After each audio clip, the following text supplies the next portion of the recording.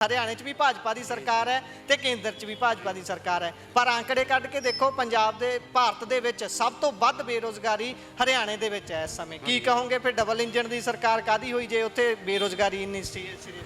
ਨਹੀਂ ਕੋਈ ਨਹੀਂ। ਹੁਣ ਜੇ ਅਸੀਂ ਖਬਰਾਂ ਸੁਣਦੇ ਹਾਂ ਤਾਂ ਸਾਡੇ ਨਾਲੋਂ ਤਰੱਕੀ ਤੇ ਆ। ਕਿਹੜੇ ਚੈਨਲ ਤੇ ਖਬਰਾਂ ਸੁਣਦੇ ਹੋ ਤੁਸੀਂ? ਟੀਵੀ ਤੇ? ਟੀਵੀ ਦੇ ਉੱਤੇ। ਟੀਵੀ ਤੇ ਤਾਂ ਪ੍ਰੋਪੇਗੈਂਡਾ ਹੀ ਬਹੁਤ ਜ਼ਿਆਦਾ ਹੁੰਦਾ ਹੈ ਜੀ, ਉਹ ਤਾਂ 24 ਘੰਟੇ ਮੋਦੀ ਕਰਦੇ। ਅਸੀਂ ਖਬਰਾਂ ਸੁਣਦੇ ਹਾਂ ਤੇ ਉਹਦੇ ਵਿੱਚ ਸਾਡੇ ਨਾਲ ਪੰਜਾਬ ਨਾਲ ਉਹਨੂੰ ਉੱਤੇ ਦੱਸ ਰਹੇ ਆ। ਪੂਰਾ ਭਾਰਤ ਖੁਸ਼ ਵਾ।